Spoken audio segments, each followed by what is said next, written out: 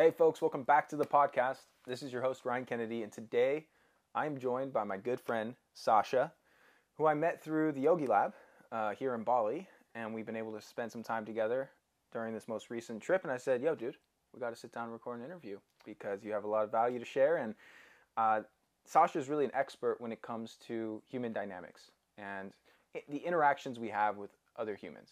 And that's all of our relationships, our friendships, our romantic relationships, our family members, all of it. We have differences that we can express towards other people that'll really dictate how we show up in that relationship and ultimately how that person receives it and ultimately like the dynamic that we share. So this is a super important topic because if you have shitty relationships, your health is going to suffer and your life's going to kind of suck because other humans are really what make life meaningful.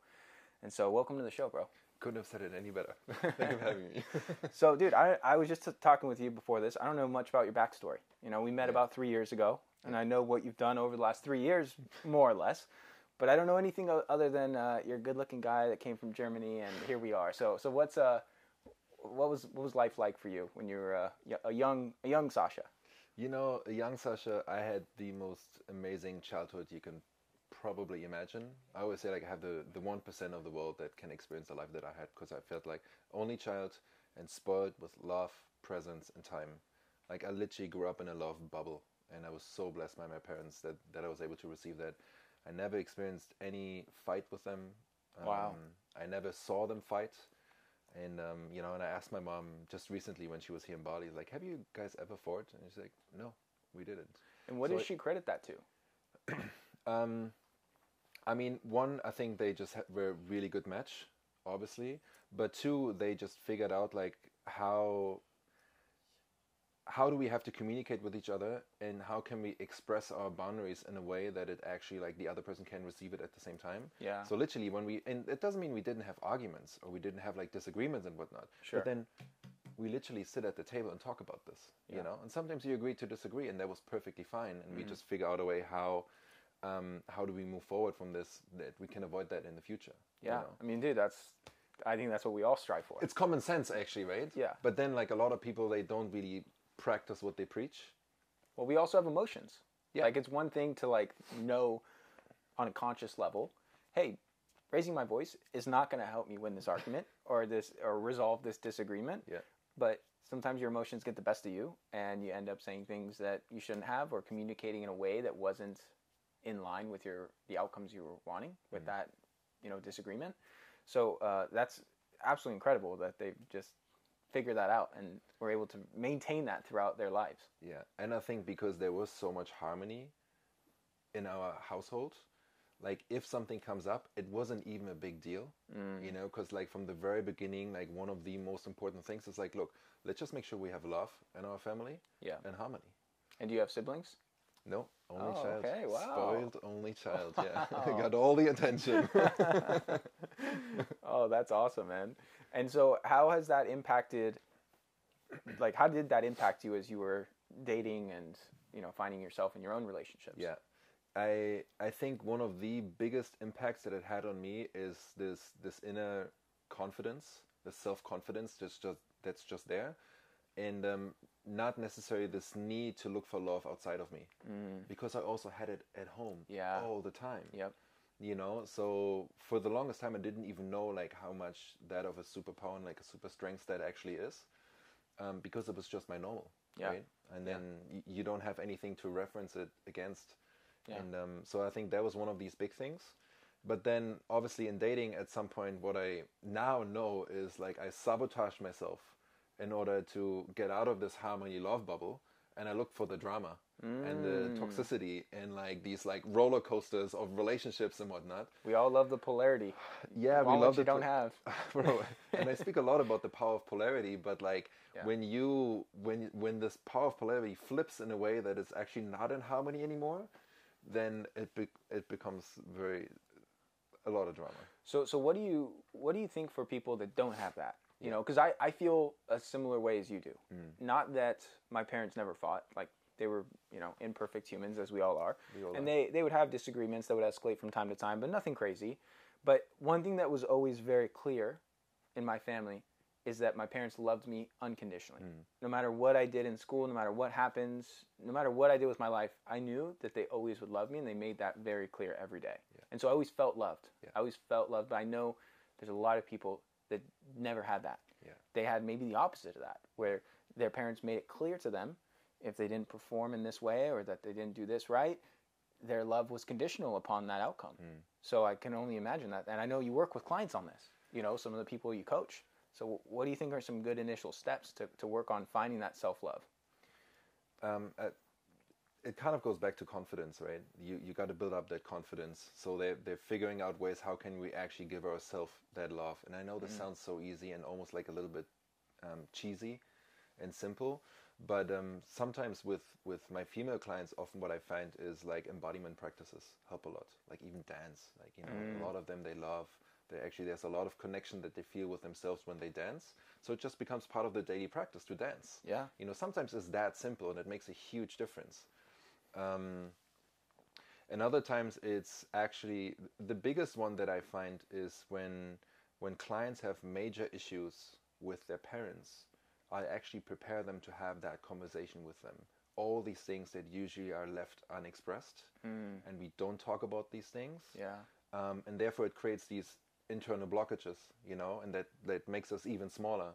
So as soon as we go through all these practices and even like role modeling, and then they have this conversation, it releases so much, and a lot of this weight is just lifted off their shoulders, and they just step into a new world. Yeah. You know? Yeah, I could see that, because I'm sure the vast majority of parents do love their kids unconditionally. They just don't know how to show it. Correct. And they don't know how to express it in a way that conveys that. Yeah. So when you have that deep talk, you can actually uncover some layers that gives you that insight. And that's both ways, right? Because those clients, often these people, these kids, they don't talk to their parents in that way either, often. Yeah. So once the parents can actually hear and understand a little bit more, where's my kid actually coming from, then they realize, oh wow, okay, I had no idea that this is the impact that I had on you. Yeah, you know? How they were seeing it. And actually they're coming much closer together, you know, in many ways. Yeah, I think one of the best ways I've learned for myself, and I'm sure this applies to a lot of people, to gain confidence is just by doing shit.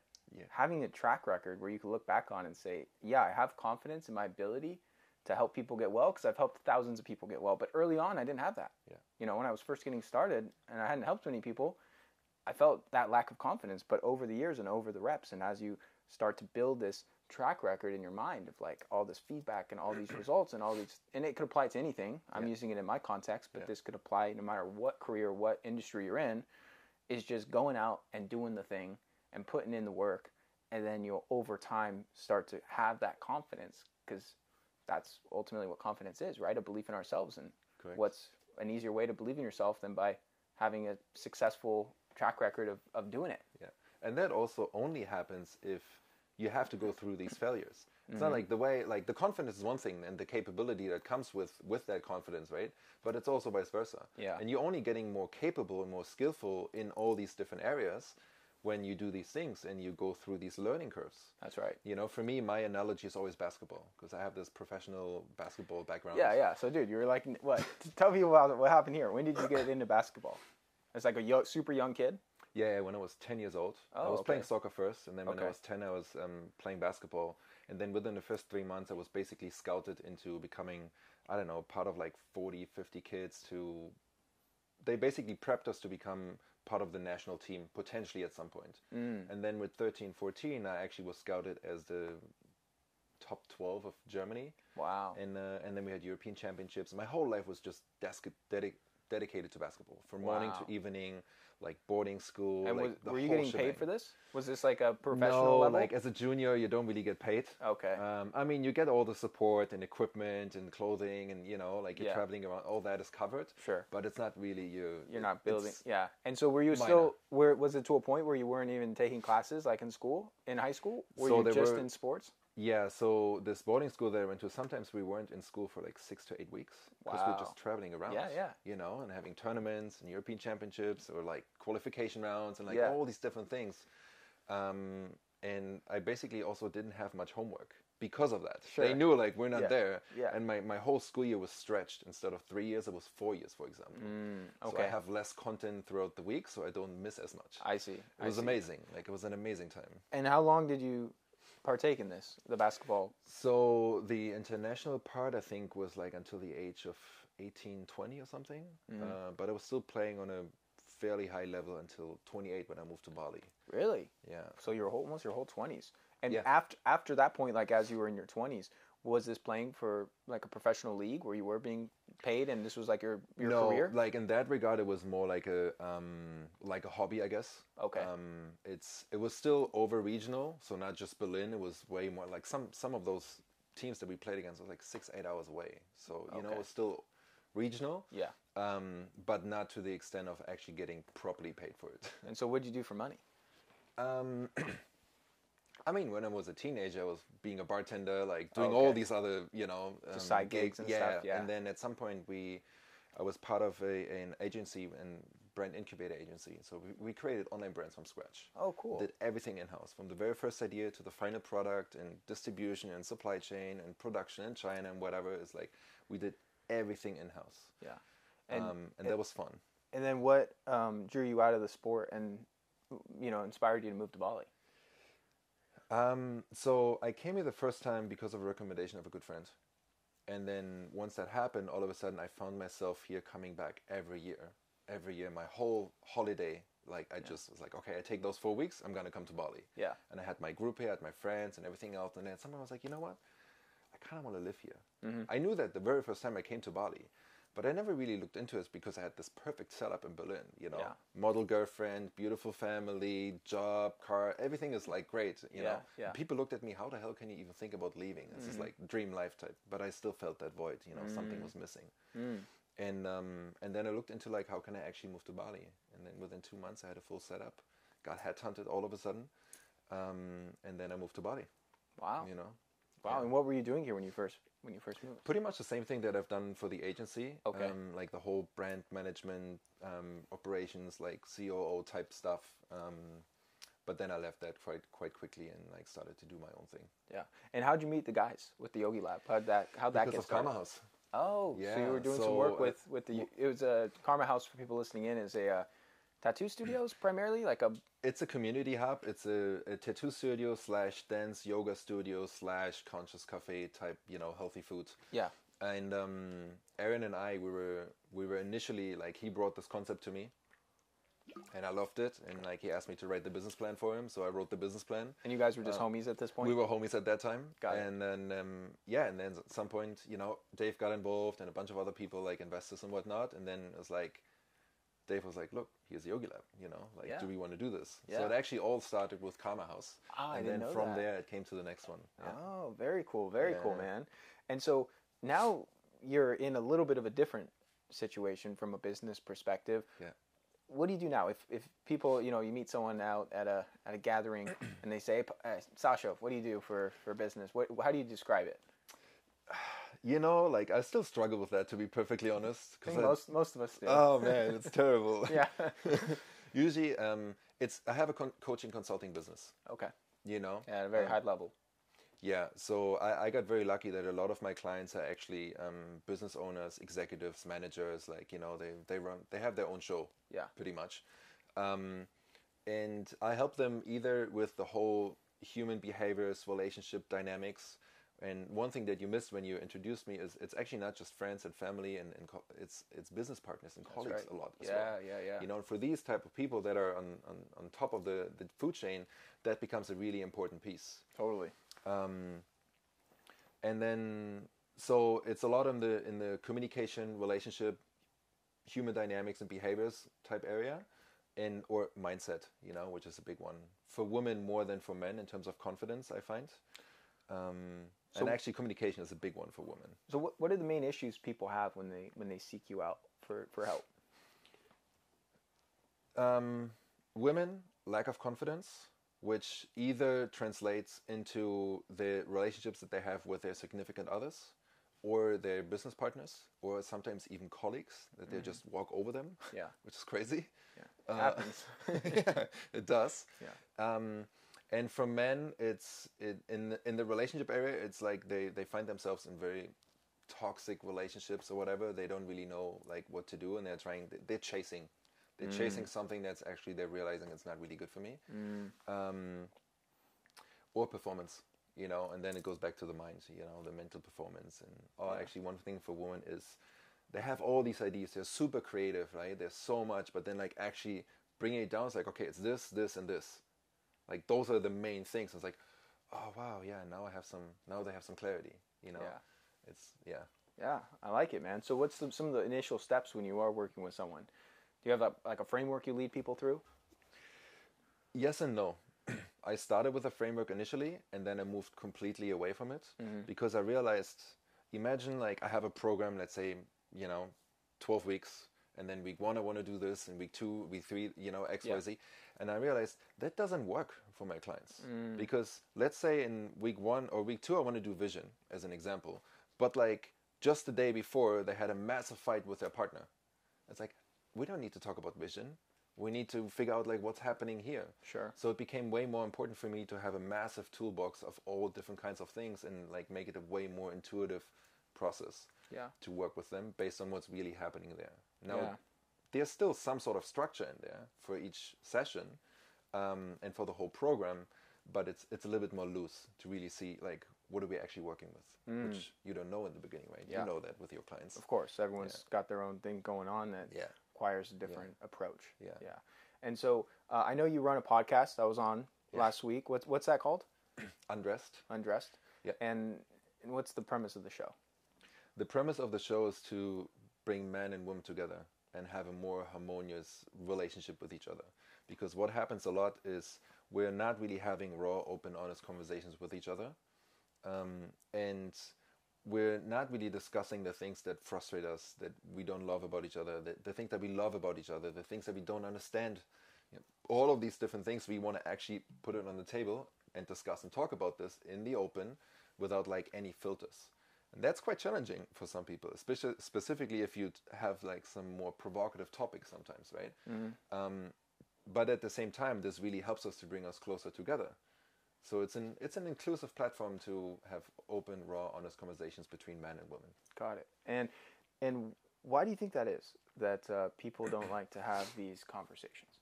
Because we all know, like intuitively and also just consciously, hey, until what needs to be said is said, nothing's going to improve, right? But we'll kick that can down the road for weeks. And I'm guilty of this too. I'm not perfect. Like I've gotten a lot better over the years. I used to really be non-confrontational and just avoid at all costs, living with roommates during college where it's like, whatever. My buddy leaves a bunch of dishes in the sink and I'm just like, oh, that kind of grinds my gears, bro. Like clean up after yourself, But like I wouldn't go to him and be like, yo, dude, clean up your fucking dishes. Like this isn't cool. We all live here. This is a community space. Yeah. I would just like kind of let it boil under the surface and be like, oh, I hope he cleans it, but fuck, I don't want to talk to him about it. So why is that? Like, what is it about human nature that causes that barrier of just saying like, hey, do this. Like, this is what needs to be said. One thing you already said is like we kind of avoid conflict. Yeah, why? Right? I think part of it is because we're stepping a little bit to an unknown. We don't know how the other person is going to react. Part of it is like we might get rejected. Part of it is we don't know how to communicate properly, that one, the other person can receive it, and two, we can really stand up for ourselves and our values and what we really want to bring to the table here right now too, that needs to be addressed. Yeah. And then sometimes maybe even like the lack of confidence, and I love conflict. I love confrontations. Really? Yeah. Because I realized it's like this, I kind of claimed it as athlete mentality because I realized in order for me to be able to play on an international level, I need to be able to look at my failures and like really invite criticism into my life. Otherwise, I'm not going to be able to get better. Yeah. So therefore, applying the same concept to life is like, one, I want you to call me out on my bullshit because that's the only way how I can actually become a better human being. Totally. And like you basically you're giving me a gift. You're giving me a gift because you're putting me much closer in touch with myself and therefore closer with reality. Yeah. So it's a piece of truth that you give me. Yeah, that constructive feedback is key, dude. Right? So then I realized, okay, in order to do that, I really need to be able to invite uncomfortable conversations into my life. And then I was looking for every uncomfortable conversation that I can possibly find. And I just had these conversations until they realized they're not really that uncomfortable. No. People make them to be more uncomfortable than they really are. Exactly. Yeah. You know? Yeah. And most often people do receive it well, especially if you say it in the right way. Correct. Because I started, you know, like I said, when I was younger, I found this super challenging and I just kind of avoid it. Yeah. And be like, oh, whatever. And then I started really like getting after it. Kind of like what you were saying. I didn't love it, but I was like, you know what? This is going to bug me like for the next few days. It's going to be on my mind. And if I tell this person what I want to say, it's not going to bug me. It's going to be off my mind. It's going to clear my headspace. I'm going to be just feeling overall better. Like this is important for my peace of mind. Yeah. To say this thing rather than just mull it over mentally for days or weeks and just have it sit there in your, you know, in your mind space. Yeah. So I started doing this and I found like most people would receive it really well. And those who didn't and would take it like up the ass and would be like super butthurt about it, I realized like those aren't my people. Exactly. You know, it was a great way to just kind of weed through humans and be like, oh, like if I tell you this thing that's like in a nice way, in a very like honest way, I'm not yelling at you, I'm not, you know, being an asshole about it, and then you receive that and you're all like up in arms about it, it's probably someone I don't really want in my life. Yeah. You know? Yeah. And there's another realization that I had with this, when you brought up this example with the dirty dishes, right? It's like, we can avoid the conflict with the other person, but we're not really avoiding the conflict. The conflict is just here, and it's still inside, just inside of you. Yeah. You know, so this idea of people like, oh, you know, let me just avoid the conflict because I don't want to step into it. It's like, you actually do still have that conflict inside of you. Yeah, it's worse. It's even worse. Jordan Peterson, I think, he always says, conflict avoided is conflict multiplied. Yeah. Same conflict. Same concept, right? It's really well said. Really well said. Because I see it in like the most micro scenarios every day. And like I'll be out to dinner with my partner, Ashley. Not to throw her under the bus or anything, but she's just like the most kind person I've ever met. She's just such a sweetheart and she just doesn't want to ruffle any feathers and she's just like, whatever. And so like she'll order something and they'll totally fuck it up. She'll order like, you know, a burger and they'll bring her like a pizza or something like totally out, and I'll be like, Ashley, say something. And she'll be like, no, it's okay, I'll just eat it, it's fine. Like they're here to like make you happy. If you tell them like, hey, this isn't what I ordered, they'll fix it. They're not going to be like personally upset by this. You know, they're going to be like, hey, we want to do better as a business, so like tell us what could be better. But she'll just be like, no, I don't want to say anything. And then I'll be like, it's okay, I'll tell them. And she'll be like, no, don't tell them, don't say anything. I'm like, it's fine. But I think it comes back to a lot of like how we're raised. Because I know for me at least, I was raised in a house that avoided conflict. We wouldn't have these hard conversations unless it was like really boiling over the surface. Unless it was like past the point of we should have had it, you know, many months ago. Yeah. And I think I got ingrained in that. It's like, yeah, you just keep the peace, you know, you just try and avoid it, but that really does the opposite, right? It doesn't keep any peace. It actually creates all sorts of turmoil and like resentment and passive aggressive behavior and all this shit. When I woke up to that realization, you know, I'm like, yeah, why doesn't everyone just do this, you know? But to your point, I think it's confidence of just having the inner strength to tell people like, this is how I feel, take it for what you will, but like, I got to say what I got to say. Exactly, yeah. And I feel like I was quite blessed to have learned this at a very young age. One, with my parents, and two, just having this basketball background. Because we constantly, even as players playing with each other, we had to call each other out on our bullshit. Wrong defense position, bad shot here, this and like, you know, it's just like, it's so ingrained in us in order to become better and like win as a team, we have to do that. Yep, it's definitely a big thing in sports. And dude, one way that this was explained to me, I read this in a book, one of my favorite business books, The Road Less Stupid. Okay. Keith Cunningham, the guy's a G. Yeah. And he basically had a line in this that I wrote down in my notes immediately, really sung true, which was like,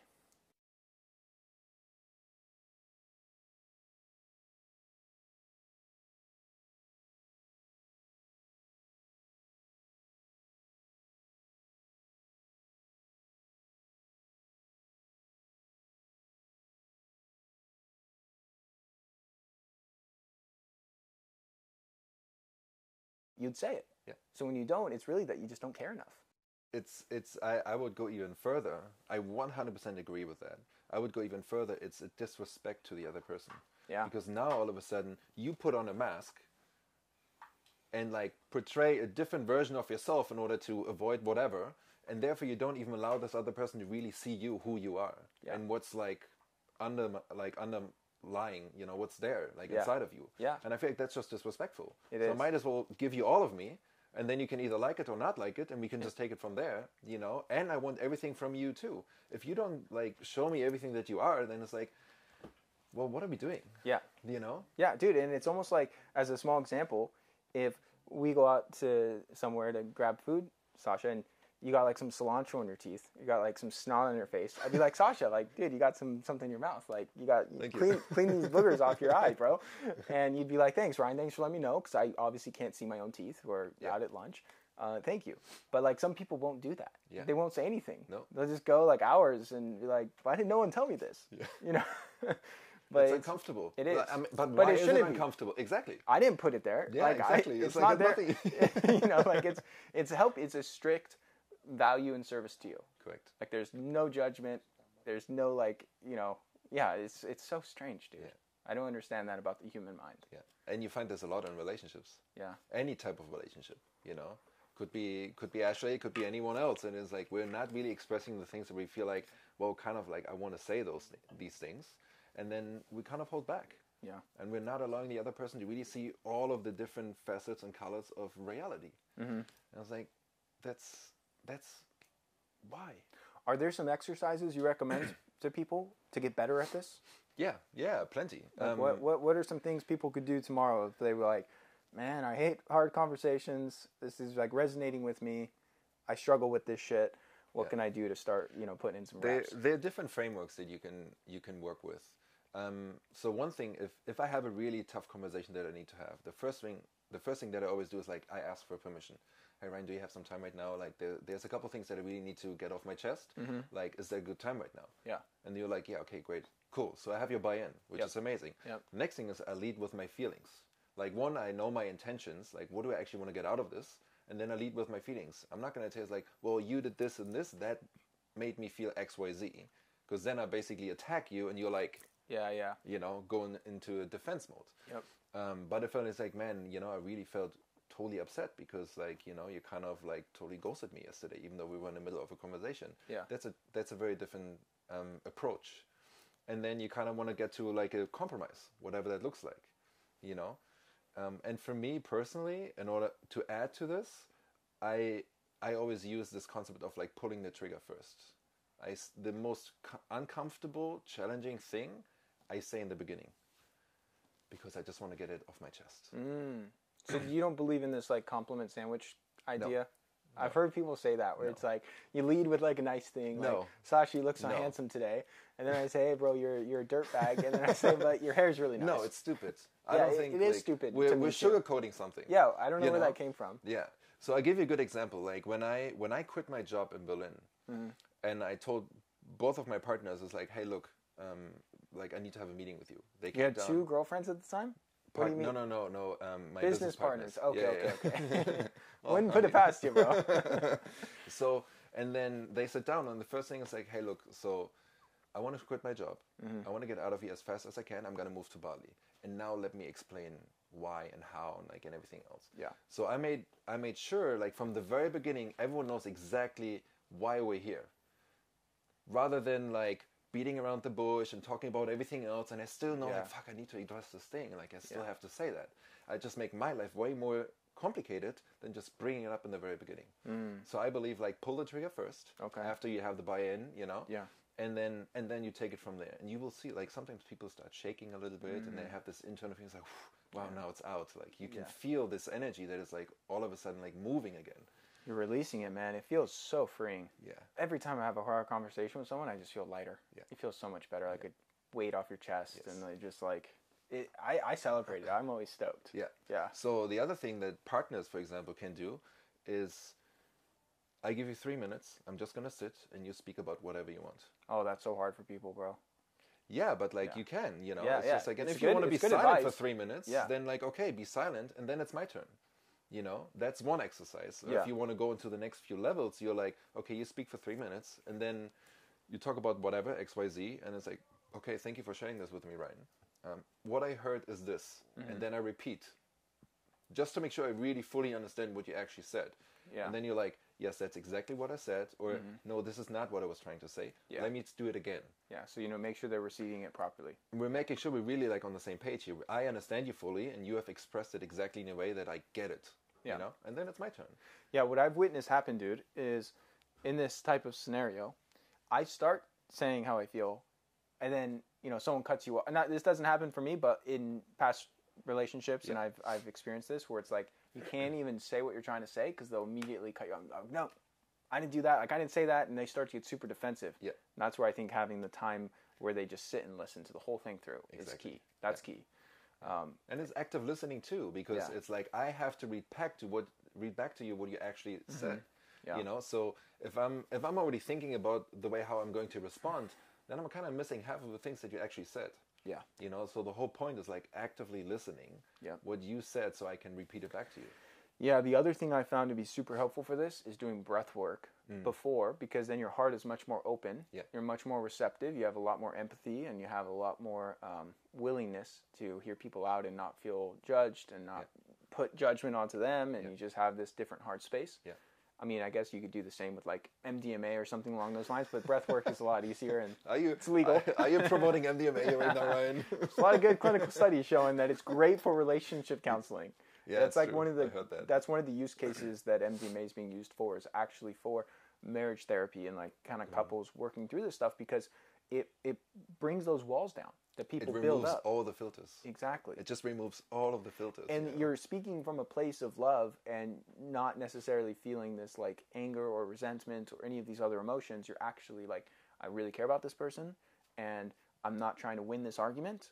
I'm just trying to help them, because you have this like incredible open heart that changes the dynamic entirely. Yeah, which I think you just said something really amazing that my parents always practiced a lot. It's not like one against the other. It's like, we're on the same team. Yep. Whatever the problem is, how can we fix it? Rather than like, you're the problem or I am the problem. It's like, no, we have that problem. How do we together fix it as a team? Yeah. It's a huge difference in terms of mindset and the way how this is going to be approached, rather than like, you're right or wrong. Yeah. So, dude, I want to switch gears a little bit. Okay. 18... No MDMA talk anymore. We might circle back to it. Something you sent me. Yeah. 18 months semen retention. Yeah. Never heard of such a long stretch. Yeah. And for anyone that's listening to the audio version, Sascha would have no trouble finding a nice mate to engage with. So I don't think it's because of that. What caused you to embark on this? It was a couple different things. One, it was just a challenge. I mean, I've been on this tantric practice of semen retention for 15 and 30 and 45 days or whatever in the past, but never that long. And the goal was 90 days. And use those 90 days and combine that with a lot of other practices and meditations to just understand and work with my sexual energy in new ways that I haven't been able to do before, Okay. And I had like full body orgasms before, So there's a lot of things that I've kind of have experienced in the past, but I didn't really know how to access that again properly. Yeah. So then my coach, he was like, 90 days. It was like... But you were still having sex or no sex? No, I was 6 months celibate. Oh, wow. And then like properly not touching, no kissing, no nothing, like just being with myself. And you didn't have a partner at this time? No. Okay. And then it continued the semen retention for another year. After where you I did started... have sex. What? Yeah. That's impressive. Yeah. That's very impressive. Thank you. I've done this for periods of time successfully, and the thought... What are you talking about? 1-2 days? Or like... No, we're talking about like 1-2 weeks. No, really, it's hard, bro. It's really hard to not only to just have the discipline to not want to go all the way to the end. It takes a lot of willpower. Which I think is like that was one of these big reframes. Like there is no end. Like this whole idea of like sexual intimacy, like it ends and finishes with the idea of like having this orgasm and coming as a man. Yeah. That in itself is like it's a huge illusion. You think? I think so. Why is that? Because I look at it from like an evolutionary perspective, and that the reason we have sexual desires is because humans are genetically designed to want to create offspring. Correct. To want to grow the species. Yeah. Like that's what we're hardwired to do, and that's why we have these sexual desires, right? And you can't grow the human race if you're not blowing your load, right? So That's the way I look at it. Is like I see it as a evolutionary mechanism. Yeah, but every time you have sex with your partner, are you thinking about procreation? Not every time. So there is an element where it's like the purpose is not to make a baby. The purpose is like to deeply, in a very sacred union, connect with each other, right? And have that pleasure. Consciously, perhaps, right? But I think biologically, my body doesn't know that I'm not trying to have a baby. Sure. I think biologically, it's saying, we need to spread the seed. We need to, make some babies. Yeah. So that's where I think it becomes really challenging, and why I could see that as just a strictly biology perspective, not looking at the spiritual side, not looking at like your intentions, from me not, having sex and not wanting to, get my partner pregnant. Yeah. But at the same time, I think that's why a lot of people struggle with it, myself included. Yeah. So I come back to this in a second. Now look at breath work. Yeah. It's like we're like biologically we're breathing all the time. Yeah. Yet you're still manipulating the breath to get like other benefits out of it. Totally. Right? It's the same thing in some ways. Yeah, I can see that. Yeah. I cool. can see that. I'm happy that this I'll entertain it. So what have you experienced in past journeys you've done in this realm, as well as this most recent 18-month-long stint? What would you say are some of the outcomes you received, both expected and unexpected? The first time unexpected, a full body orgasm. So describe that to me, because I feel like every time I have an orgasm, it's my full body. No, I mean, for me at least, that's not. So all of a sudden, and this was not even having sex, I was just receiving a blowjob. Okay. And all of a sudden, like, I felt this energy going up my body, and then basically going into my legs as well, to an extent of like, it's my hands, what you have in breathwork, my hands were like T-Rex. Yeah, oh yeah, like full on, like I just felt like my whole body's full of ecstasy right now. Yep. I can't control anything. I wasn't hard. I wasn't coming, and you weren't even hard. I wasn't even hard at that point anymore. And you had nothing my up whole your butt? body for 15-20 minutes. I was just vibrating like just put my finger into like a fucking socket. Wow. And then during that time, I wanted to touch her at some point, and like my hand was literally pushed away because there was too much energy between us. It's like, and I had no idea what was happening to me. I was just allowed it to happen. And breath was actually a really, really important element of it, where I was breathing into it so this energy can really flow through my whole body. What type of breath rhythm were you doing at this time? I don't know. It was like totally unconscious. I had no idea what was happening to me. Really? And then I talked to Tantra teachers, and I talked to friends who were in this field, and then I was like, what happened to me? What was this? Like, how can I get this again? Because like that state of ecstasy was like a whole new level. Nirvana. Yeah. And you're saying this happened because you think of the semen retention? No, that was before that. Ah. But I was on this practice on and off. So did you ever figure out how you access that state? All the time? No. Well, not all the time. No, but do I know a few things? Well, I think with the right partner, you can. And what were you doing with the partner that elicited this effect? It's like this deep amount, and it sounds a little bit fluffy almost, but it's this deep amount of presence, and like really like surrendering into this moment of like, for a man, I think it's really hard to just receive. We're always in this element of like, oh, we want to give, we want to do like, that we need to be active type thing. And there I was really able to just like allow myself to receive and use the breath and the energy, which obviously all the meditation like helped a lot to just being way more in touch with that, and like being present with the breath that I had to really allow this to get to this ecstatic state. That's wild, dude. Yeah. That's wild. So this is what was one of the reasons you pursued this semen retention, because what you're describing of this full body like orgasm that's like almost incapacitates you. I've experienced it with prostate stimulation, but never what you're describing. I've never. It's hard for me to even wrap my head around this. Even for me at that time, brother, I was like, "What the hell just happened to me?" I was literally like, I had so many question marks. You know? And I talked to like. And you think it was the partner that was like? Was this some sort of like spiritual guru yogi chick that was like putting out all these crazy things? No. I mean, it was my partner, obviously, but like, no. It's just like two people that were, Are you still with her? Tune. No. But did she replicate that? Did you guys replicate this experience again? Not to that extent. Interesting. Yeah. Interesting. Okay. But you know, these 18 months of retention, there were so many other things that I learned from it. Like I feel like in some ways my whole perception and my whole idea around sexuality changed a lot, because one, I took out this idea of like the finish line. You know, like I need to come at the end, and it became way more like a connective approach. So if you go on, here's the challenge I've run into. Maybe you have some tantric secrets you could share with me. And I'm not a tantra expert at all. Yeah, just FYI, like I'm just experimenting with myself. Yeah. Well, whether you're self-proclaimed or not, I think you clearly know a thing or two I might not know. So whenever I experiment with these, I guess you can call it semen retention, where you don't finish, you don't ejaculate after sex. Yeah.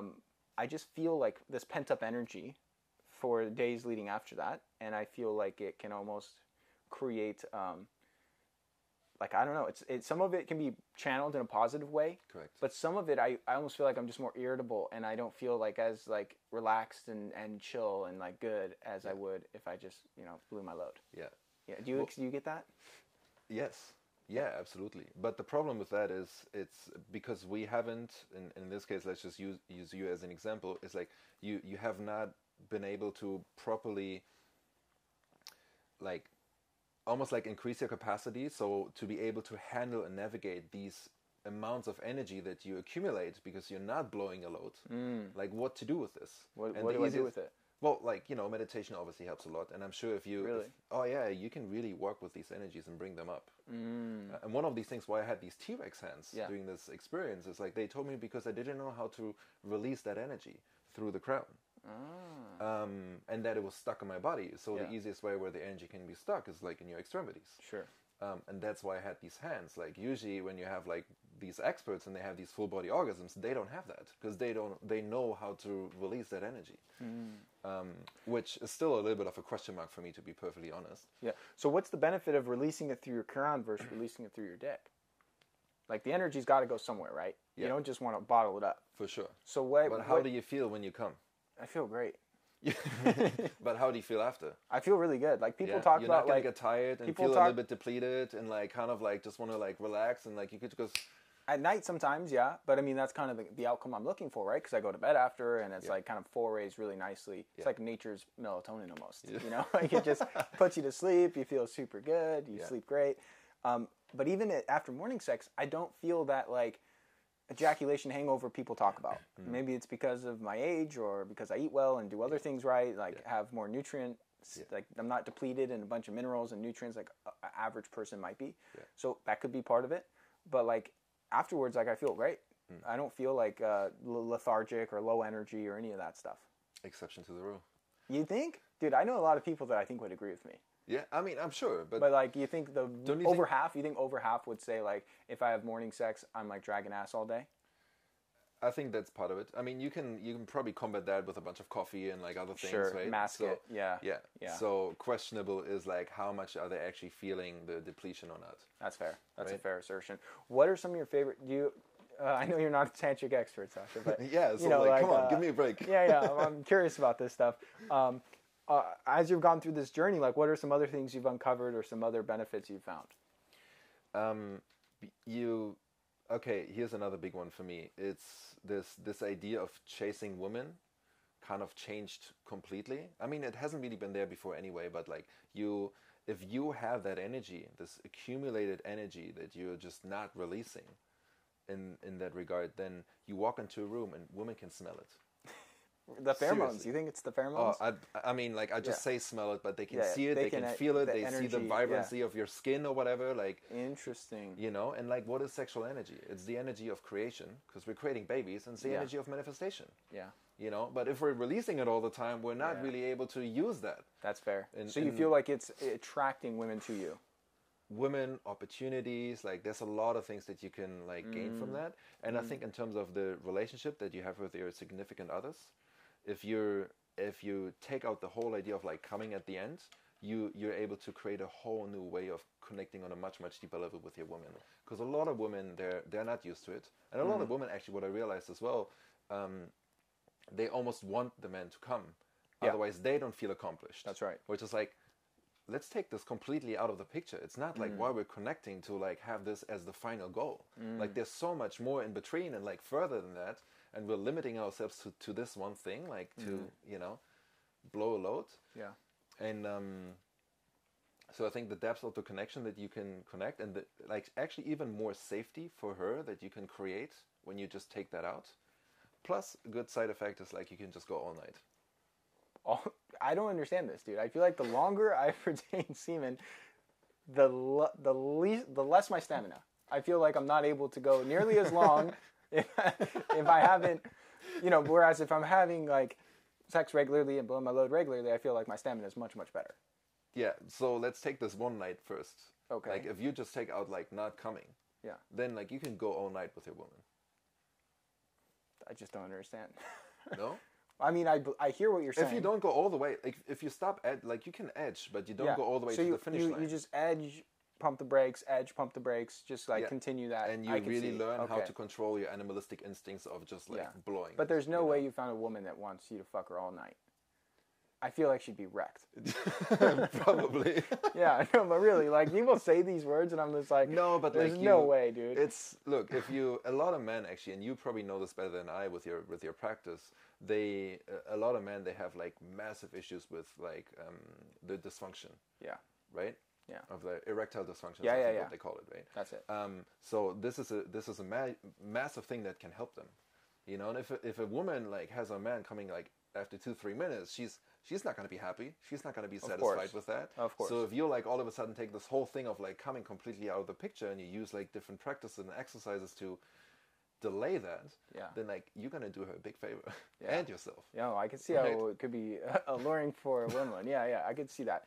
And so how do you avoid the wet dreams? Because anytime I've tried semen retention, bro, like I'll get like a few weeks in and it's like outside my control. I get it, and I got asked this question a lot in the past. I don't know. I never had a wet dream. Oh, you're missing out, dude. They're the best. I don't know what controls that. Like from like even in my younger ages, I never really had a wet dream. So even in those 18 months, it didn't really happen. Got it. Yeah. Got it. So Okay. So what are you still on this 18 months? No. Oh, okay. So you broke the streak? Completed. Finished. That must have been quite the finale. Actually, to be perfectly honest, it wasn't. Really? Yeah. Wasn't a good experience? You don't have to talk about the details if you don't want. No. But like it was actually an important lesson for me because even though I had a beautiful connection with that woman, it wasn't the right one. And then like it kind of led up to this like, okay, like not like today is the day, but like, we were on a holiday and whatnot. Yeah. And then it kind of happened and it wasn't really this like beautiful like union and experience that I imagined. Sure. And then it actually took a couple times for me, like a couple days to really like feel the pleasure and the satisfaction, like even within myself to this fullest extent, I see. So it was an interesting experience, but like the big lesson behind it was like it was just not the right woman, and I just gave my life force away. Yep. Yep. It makes sense. So we talked a lot about confidence, communication, having the hard conversations. What do you think are semen retention? Yeah, of course, couldn't leave that out. What do you think are some of the key other key components to healthy relationship dynamics? Is there anything else that comes to mind you feel like is important for people to focus on? As an overarching theme those are like major pillars, right? Sure. As an overarching theme, I would say like it's this figuring out that authenticity. Who are you in your most authentic expression? And I know this is always changing and it's like not easy to answer either. But getting way more in touch what that actually is, like your values, your principles, because this is basically the foundation, how you can communicate properly. Yeah. How you can build up this confidence, because you know what you stand for and what you're like, definitely what's not okay. So I think that's a pretty important piece. That's huge. Yeah, I've always heard there's 3 parties to any relationship. You have you have your own self, your partner has themselves, and then you have the relationship. And unless you're working on yourself, it's not going to work to just work on the relationship. Correct. Like you really got to come from the source. Yeah. And a lot of times the root cause of dysfunction is your own shit. Yeah. It's like your own patterns, your own subconscious programming that's causing you to self-destruct and and have all this self-sabotaging behavior, that could be hard to... What are some ways you found to identify and work through some of those things? Because you mentioned yourself you had some of that as you were getting into yourself, like those kind of behaviors that were obviously self-sabotaging your relationships. I think we all have them, one.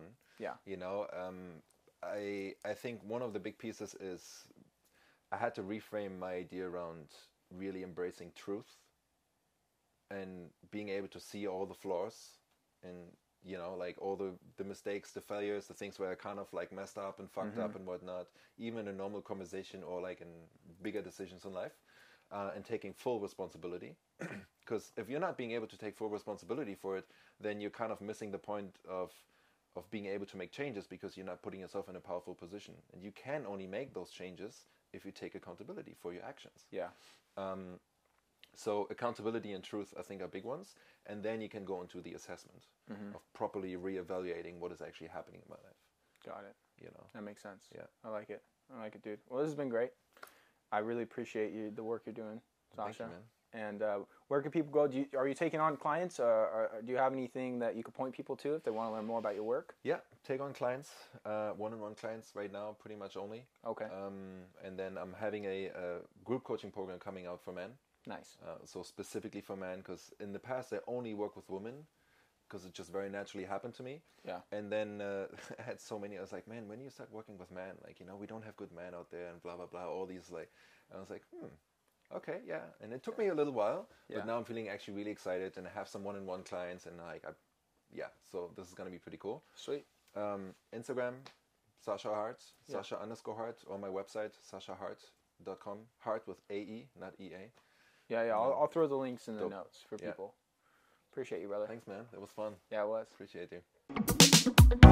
Thank you so much for tuning into today's episode. If you found it helpful, please share it along to anyone else you believe it can serve. You can submit your own question to be answered on the show by going to ryankennedyhealth.com/podcast. Be sure to subscribe and leave a review for the show. Your feedback helps to support me on my mission to positively impact as many people as possible with this information. Please note, the information depicted in this episode is purely for informational purposes only. Please consult your healthcare professional before making any changes to your lifestyle or routine.